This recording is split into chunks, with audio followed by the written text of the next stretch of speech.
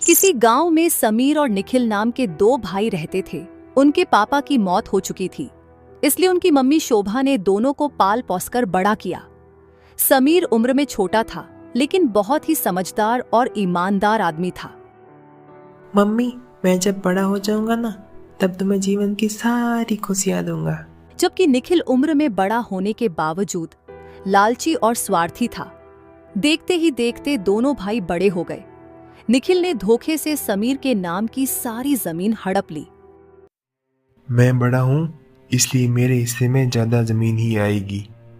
ये 2 बकरियां तेरी, और जा, निकल जा इस घर से। निखिल ने उसे कम जमीन दी और सिर्फ 2 बकरियां देकर उसे घर से निकाल दिया।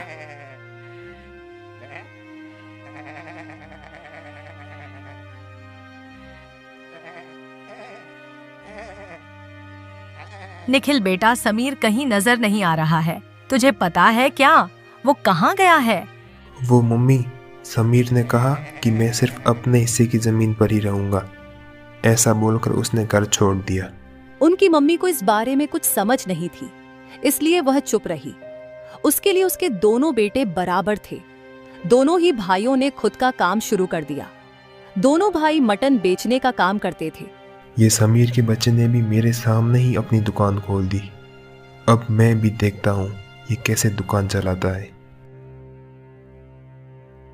कुछ दिन बाद निखिल की शादी होती है, लेकिन निखिल ने अपनी शादी में समीर को नहीं बुलाया था।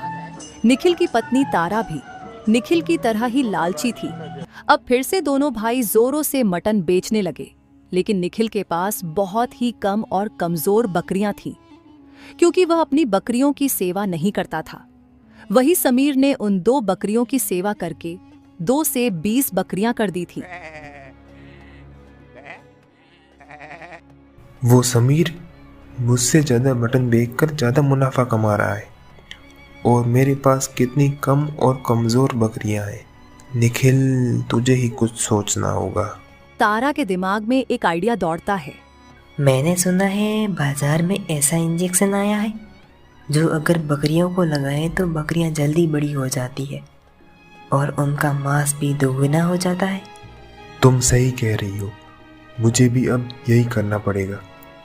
जब तक समीर अपनी दुकान बंद नहीं कर देता, तब तक ऐसे ही मटन बेचेंगे, फिर वापस नॉर्मल से स्टार्ट कर देंगे। निखिल इंजेक्शन ले आता है और सभी बकरियों को बारी बारी से लगा देता है।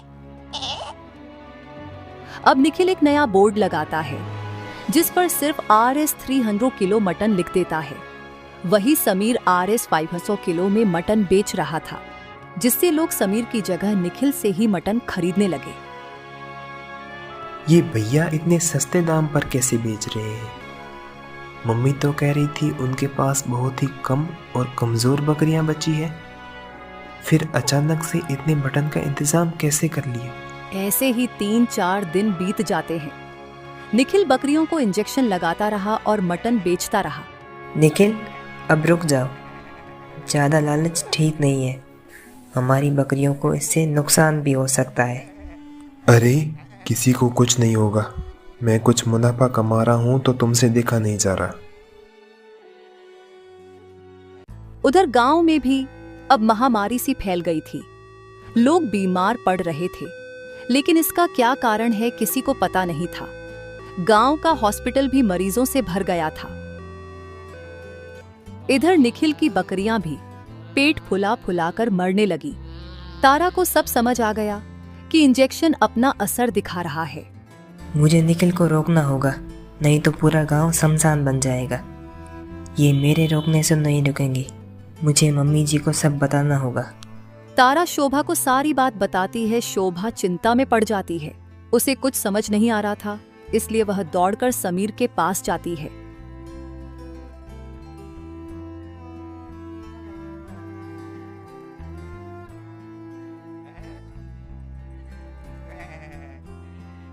अच्छा, तो ये बात है। तभी सोचूं भैया मटन इतने सस्ते दाम पर कैसे बेच रहे हैं। बेटा, निखिल हमारे कहने से तो नहीं मान रहा है, तो तू ही कुछ उपाय सोच। मम्मी, ये बहुत ही संगीन मामला है। हमें पुलिस को इन्फॉर्म करना चाहिए, तभी डॉक्टर्स इस बीमारी का इलाज निकाल पाएंगे। नहीं तो देखते ही देखते पूरा गांव शमशान बन जाएगा। समीर पुलिस को बुलाता है। पुलिस आ जाती है। उधर पूरे गांव में सब जगह खबर फैल गई थी। निखिल के मटन से ही गांव में महामारी फैली है।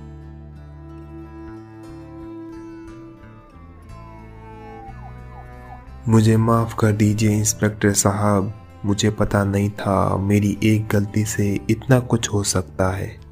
तुमने की ये कोई छोटी गलती नहीं है, इससे काफी लोगों की जान जा चुकी है। तुम्हें तो उम्र कैद की सजा होगी।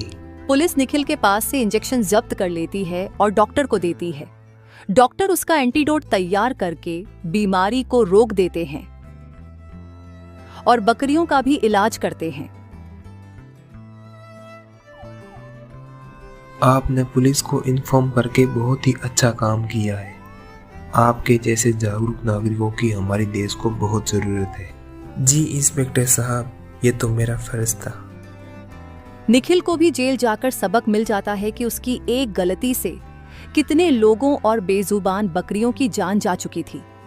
अब समीर अपनी माँ और भाभी का ख्याल रखता है और बकरियों का दूध बेचकर गुजारा करता है।